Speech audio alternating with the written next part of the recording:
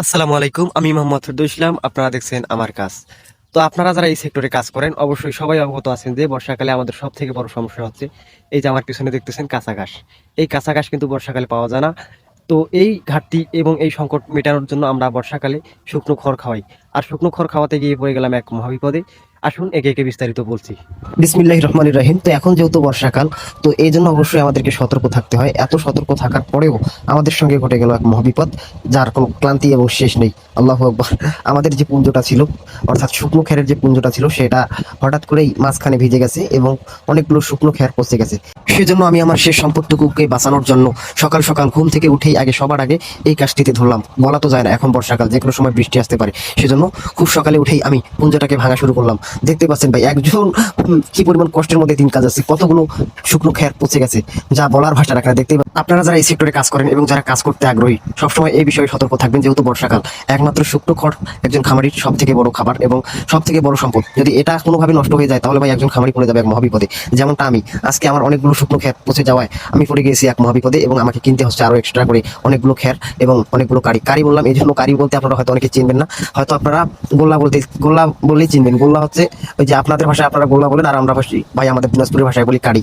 তো ওই গোল্লার কারি আমি একটু পরে আপনাদেরকে দেখাচ্ছি যে পার্থক্যটা কি। যেহেতু সব পূর্বের পরিকল্পনা মাফিক আমি কাজে নেমেছি, সেহেতু আমাকে আর এক্সট্রা করে বা নতুন ভাবে কোনো কিছু তৈরি করতে হচ্ছে না পুনরায়। সেখানে শুধু আবার নতুন করে স্থাপন করবো, যা আপনারা ভিডিওর মাধ্যমে দেখতে পাবেন ইনশাআল্লাহ। কি পরিমাণ খড় পচে গেছে তা আপনাদেরকে একটু গভীরভাবে না দেখালে হয়তো আপনারা বুঝতে পারবেন না। সেজন্য আপনাদেরকে একটু গভীরভাবে দেখানোর চেষ্টা করতেছি। দেখতে পাচ্ছেন কি পরিমাণ ক্ষয়ক্ষতি এবং বিপদের সম্মুখীন হয়েছে আমি এই সময়। জানতে সবাই অবগত আছেন এই সময় বর্ষাকাল, আর বর্ষাকালে এই পরিস্থিতিতে শুকনো খড় যদি না থাকে ভাই কি পরিমাণ কষ্ট হয় বুঝতেই পারতেছেন। তো এবার আমি সোজা চলে এসলাম গোল্লা ব্যাপারী এবং খড়ের পাইকারের কাছে। এসে দেখি তারাও এই খড় এবং কারি নামানোর চেষ্টা করতেছে। তো তাদের সঙ্গে কথা বলে এখান থেকে আমি কয়েক পণ কারি কিনে বাসায় নিয়ে চলে আসলাম। তো এদের কারিগুলো অত্যন্ত মসৃণ এবং সুন্দর, সেই সঙ্গে বৃষ্টি এদের কারিতে প্রবেশ করে নাই, সেজন্য এদের কারিগুলো অনেক ভালো। সেই কারিগুলো নিয়ে এসে আমি আবার কাজ শুরু করে দিলাম। দেখতে পাচ্ছেন ঠাক ঠাক করে এই কারিগুলোকে আবার সুন্দরভাবে নতুন করে রাখতেছি, এই জন্য যাতে যেন বর্ষাকালের যে বাকি দিনগুলো আছে, এখনো প্রায় 3 থেকে 4 মাস বর্ষাকাল লাগাতার থাকবে। তো এই 4 মাস যেন আমার কোনো কষ্ট না হয়, সেজন্য আমি সুন্দরভাবে এই কারিগুলোকে ঠাক ঠাক করে একটা একটা করে রেখে দিচ্ছি, যাতে যেন কোনোভাবে এগুলোর ভিতরে পানি এবং বৃষ্টি প্রবেশ করতে না পারে। যদি এগুলোতে বৃষ্টি প্রবেশ করে তাহলে তো বুঝতেই পারছেন কি পরিমাণ ক্ষয়ক্ষতির সম্মুখীন হবো আবার। তো প্রথমে আপনাদেরকে বলেছিলাম যে আমি কারি এবং গোল্লার পার্থক্যটা আপনাদেরকে বুঝিয়ে দেবো। তো আমাদের রংপুর বিভাগ এবং দিনাজপুর এইসব প্রত্যন্ত এলাকায় আমরা কারি বলি যেটাকে, আর আপনারা হচ্ছে বরিশাল, এরপর খুলনা, এই সমস্ত বিভাগ এবং এই সমস্ত এলাকায় যারা আপনারা গোল্লা বলেন, গোল্লার কারি এই ব্যাপারটা একই ভাই।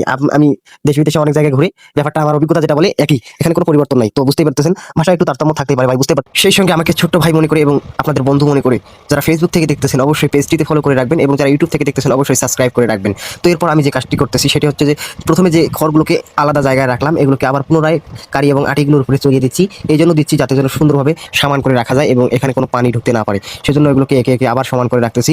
তো এই কাজটি করার সময় আমার একটু কষ্ট হচ্ছিল, কারণ সেই সময় প্রচন্ড রোদ, আর রোদে এই খড়গুলো নাড়ার সময় যারা এই কাজ করেন, এই সেক্টরে যারা আছেন তারা বুঝতে পারেন কি পরিমাণ কষ্ট হয়। সেই সঙ্গে আমার উদ্দেশ্য হচ্ছে আগামী 10 বছরের ভিতরে বাংলাদেশের 1 কোটি বেকার যুবককে কর্মসংস্থান এবং কাজের প্রতি আগ্রহী করা। এটা আমার কাজের মাধ্যমে আমি তুলে ধরবো। সেই সঙ্গে আপনাদের সাপোর্ট এবং ভালোবাসা প্রত্যাশা করতেছি, কেননা আপনারা এবং সাপোর্ট এবং ভালোবাসা যদি না করেন তাহলে ভিডিওগুলো হয়তো ফলিত চলবে না, আর ফলিত না চললে এই ভিডিওগুলো দেখে কেউ উৎসাহিত হবে না। তো সেজন্য আপনাদের সাপোর্ট এবং ভালোবাসার অত্যন্ত গুরুত্বপূর্ণ এবং প্রয়োজনীয় একটি বিষয়। অবশ্যই আপনারা সাপোর্ট করবেন, ভালোবাসা দেবেন, ভিডিওগুলো শেয়ার করবেন, ভালো লাগলে কমেন্টস করবেন। সব কাজ শেষ হয়ে যাওয়ার পর প্লাস্টিক দিয়ে সুন্দরভাবে ঢেকে দিলাম, এবং আজকে এই পর্যন্তই ভিডিওটি।